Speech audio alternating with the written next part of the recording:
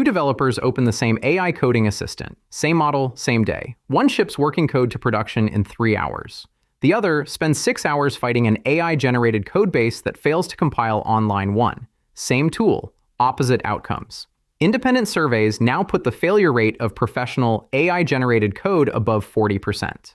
Not from beginners, from engineers who use these tools every day. There's a real system behind the developers who get this right, and it has almost nothing to do with which model they picked. By the end of this, you'll know exactly what it is, and why almost nobody talks about the layer that actually matters. So the obvious explanation is that some people are just better at writing prompts. That explanation is wrong. Prompting isn't the variable that decides whether AI-written code survives contact with a real codebase, whether that's machine learning, Java, Python, or anything else with actual stakes. Let's be precise about what we're building toward here. Not AI will change coding. That claim is already old news, and it tells you nothing you can act on. What we're after is the actual architecture. The specific layers that separate an AI system that ships reliable code in Python, Java, and machine learning pipelines from one that generates confident-looking garbage. Here's the stake. Every hour a developer spends debugging AI hallucinated code is an hour stolen from the productivity AI was supposed to hand back. Teams are measuring this now, and the early data is uncomfortable. A July 2025 study by Meteor found that AI tools made experienced developers 19% slower on complex tasks, even though those same developers believed they'd gotten faster. That's evidence that most people are using half a system and calling it the whole thing. AI coding isn't the problem here. The first thing anyone tells you when your AI-generated code breaks is you need a better prompt. And for a narrow slice of problems, that's even true. A vague request produces a vague function. A specific request with types, constraints, and example input and output produces something closer to what you wanted. Watch what a better prompt actually buys you. Ask an AI model to write a function that cleans data for a machine learning pipeline, and you'll get something like this. Technically valid, almost useless. It doesn't know your columns, your outliers, your target variable. Now give it real specificity. Better, genuinely better. Prompting quality is real, and it matters. That's the first data point. But here's where the false comfort ends. Do the exact same exercise in Java on a completely different kind of task, say a service class that talks to a database. Prompting alone hits a wall that has nothing to do with wording. So what happens when the words are perfect and the code still doesn't compile? This compiles in the model's imagination. It does not compile in your project. User repository doesn't have a find by ID method that returns user directly. In your actual code base, it returns an optional. The model has no idea. It has never seen your repository interface.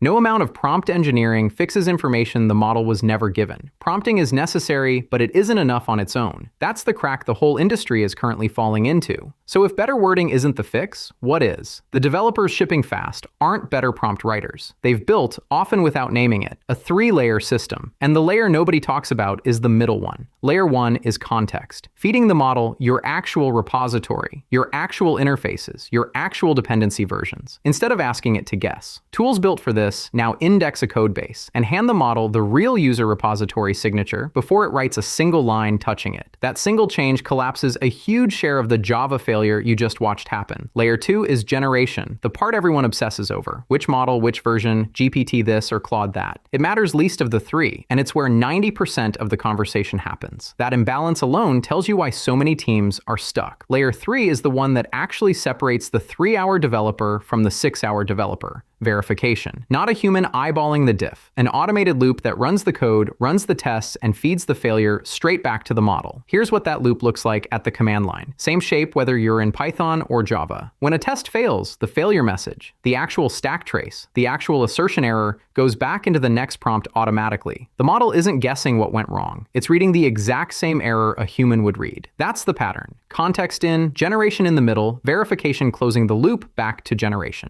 Most people are running layer 2 alone, in a vacuum, wondering why the code that compiles in the chat window doesn't compile in their editor. But even this 3-layer loop has a blind spot, and it's the one that will hurt you the most if you work anywhere near machine learning. Here's the reframe. Everything so far has treated correct as something a test suite can confirm. For a Java service, for a Python utility function, that's mostly true. The code either does what the test says, or it doesn't. Machine learning breaks that assumption completely. Picture the verification loop running perfectly, every test green. The model writes a training pipeline. The pipeline runs, the tests pass, the model ships it. 6 weeks later, the production model's predictions have quietly drifted. Accuracy down. Nobody notices until a customer complains. Every single test in that suite still passes. How does a system pass every test and still be completely wrong? Because tests check that the code runs, not that the world the code assumes is still true. The system that looked complete, context, generation, verification, was never actually closed. It was verifying the wrong thing. And that gap is exactly where the 40% failure rate from the hook is hiding. It's hiding in code that runs fine and is quietly wrong, not in code that crashes. So the real system has a fourth layer nobody puts on the diagram, monitoring the assumptions, not just the code. For an ML pipeline, that means tracking the data distribution in production against the data the model was trained on, not just whether PyTest is green. That function is boring, so why does it matter? It's also the difference between a system that's actually closed and one that only looks closed on a slide. This kind of breakdown goes to Patreon members first. Now apply this across the languages the title promised, because the failure shape changes every time. In Python, the danger is silent type mismatches.